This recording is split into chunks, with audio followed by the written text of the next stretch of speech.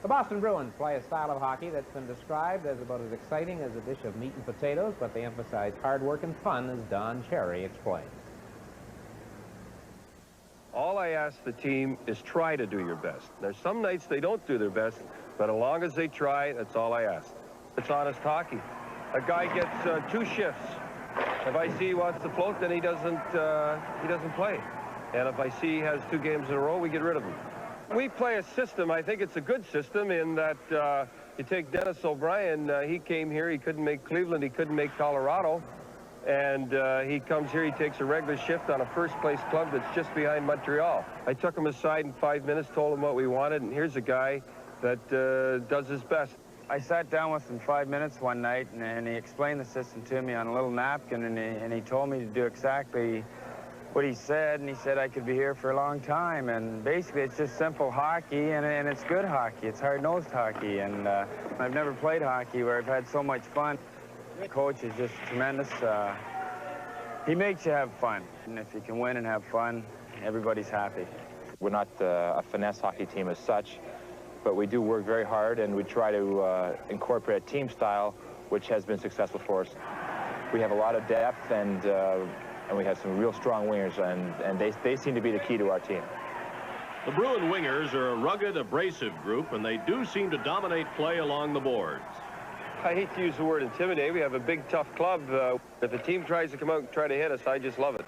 But we don't go out and run around and cream guys and looking for fights all the time. I think that's the difference. Though the Bruin system is simple and easily scouted, they still break out of their own end effectively. We put it around the boards. Everybody knows our play. If the wingers want to stay in and the defense wants to stay in, and they pay the price, and we get it out. They're all set up for it, but we still win with it. Once in a while, we throw them off coming up the middle, but I make no secret about it. Yeah, we come up the boards all the time, and it's successful. Just as simple is their forechecking strategy. The forechecking pattern is just the first 2 men, whoever they are in, and the 3rd man hangs back in the slot. If the centerman and the right winger are the first 2 people in, well, then the left winger will take up the slot. If it's the 2 wingers get in first, the centerman takes up slot or whatever. We're one of the best forechecking teams in the league. We always have 300 goals. We never have 40-goal scores.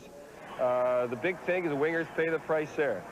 The wingers also produce. In fact, Terry O'Reilly, one of the league's premier grinders, also led the team in scoring. But with players like sharpshooting Peter McNabb, Greg Shepard, and the classy Jean Rattel, the Bruins are also strong up the middle.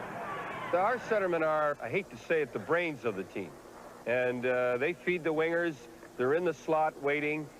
We do not have rough centermen. When the Bruins last won a Stanley Cup, they were led by 2 superstars, Bobby Orr and Phil Esposito. However, many feel much of their present-day success came as the result of the controversial trade that sent Esposito to the New York Rangers. Bobby Orr was out of the lineup, and I've always believed in the concept that a team needs a very strong offensive defenseman around which to build its attack. And with Orr not playing and Park available, I thought we had to make that move to remain a contender in this league, and that really was the basis for that trade. Our coach builds his team around big, tough wingers, and we always look for them. Once we had Park, I felt we had the main ingredient on defense, and it was from that point on that we felt we should, look for the good, solid forwards. Though Cherry expects his players to adhere to the system, Park is allowed some leeway.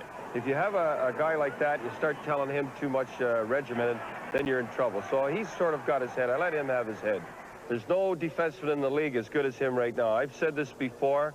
I love Lapointe. I love Savard. I love Robinson. But they all play together. We've had rookies play with Brad.